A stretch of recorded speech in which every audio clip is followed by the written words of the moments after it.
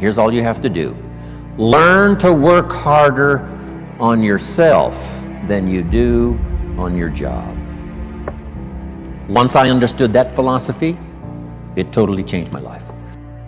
Work harder on yourself than you do on your job. If you work hard on your job, you can make a living, which is fantastic.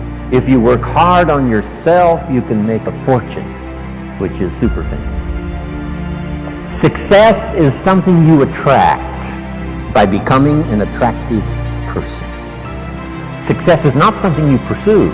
Success is something you attract by the person you become, by becoming an attractive person.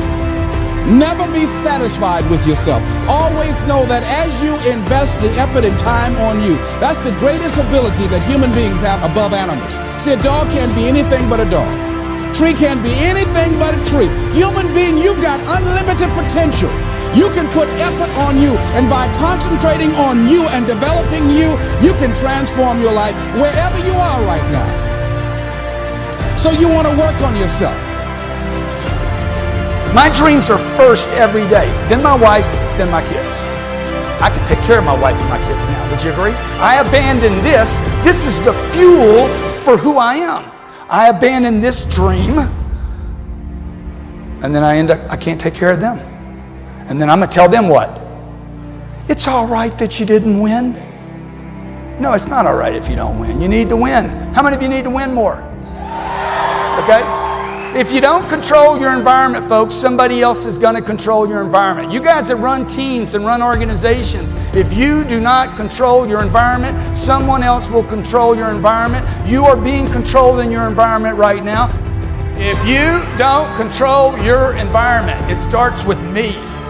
When I was 45 years old, I'm like, I'm going to control my environment. I'm going to take every penny I have, all the energy I have, all the resources I have, and I'm going to improve me. If I got to go broke in the process, because I'm already broke. Look, if you're not fulfilled if you're not reaching your full potential every day, you're broke right now. If you find your passion, you're going to have this tremendous energy. It's sustainable energy. But momentum requires you always do the next thing to keep the momentum going. If you believe in what you're doing, that's fuel. It adds more fuel to your fire. You gotta keep going, you gotta keep pushing through, you gotta keep persevering, because at the end of the day, when you do, and you do, and you do more, you will be amazed at how the universe conspires to help you get to the place that you wanted to get to. So believe in you, block out the shade, and let your sun shine on through, because it's on you to be you. And the reason you get yourself in a passionate place is so that you change your life, and the only thing that changes your life is making a decision. So while you're in this passionate state, that's where you make decisions.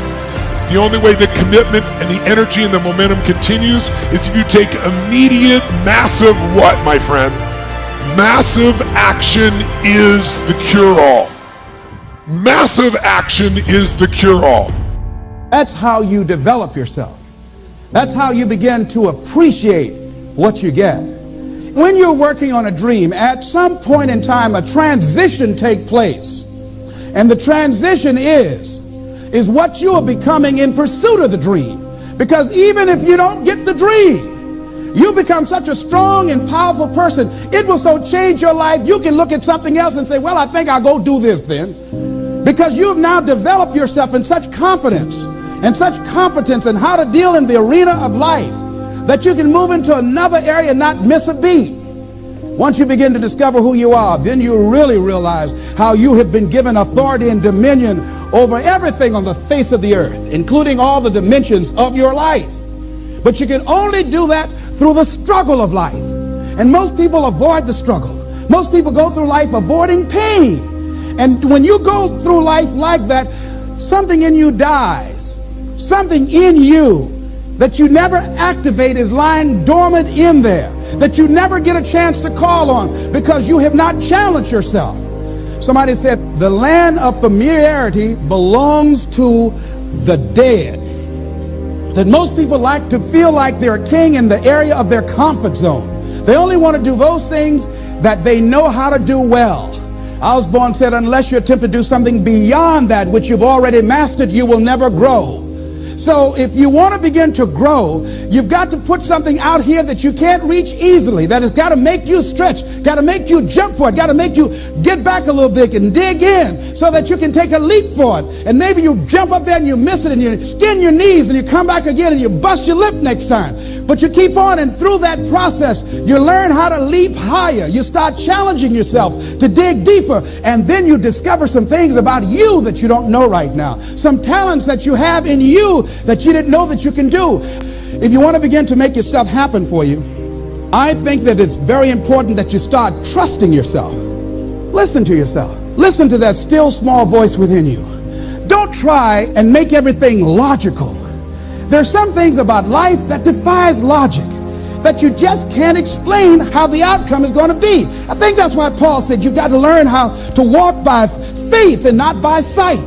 That once you begin to trust yourself and your ideas and your instincts, life takes on a whole new meaning, because now I want you to do that feeling that you are led. Just feel, I am led. Ladies and gentlemen, don't give your power away. You don't need anybody to approve your dream. It was given to you. If they can't see it, it's because it wasn't given to them. It was given to you. Hold it, nourish it, cultivate it, work on it. It's yours. It's your baby. Work on it until it comes into fruition. I gave away my power and I said, I'm not going to do that no more. Here's something else for those who make it today. Do what you know is right. Treat people like you want to be treated. Don't try and take any shortcuts. Don't try and cheat. Pay your dues up front. I believe, ladies and gentlemen, what goes around comes around. You can pay now, or you will pay double later. So do the right thing. There might be a tendency sometimes, because of the negative part of our consciousness and our own programming, for us to want to say, well, I'll just do it this time. It won't matter. Won't nobody know. Ladies and gentlemen, everything matters. And you know you're somebody. You know. I'd rather lose out on my dream doing the right thing than to cheat trying to make a shortcut to get to my goal. I want to be able to look myself in the mirror. And that's what you want to do. There's no saying, judge a man not by what he does, but by that he doesn't have to do. And to judge the true quality of a man is what do you do when nobody's looking. See, there's some good out there for you in the universe that has your name on it. And nobody can get your good. It has your name on it. They can't take your stuff. It's your stuff. So when you know that whatever you're seeking, it's also seeking you, you don't worry. You don't run scared. You don't think somebody's going to take it from you. You listen to your inner voice, and you always take the high road.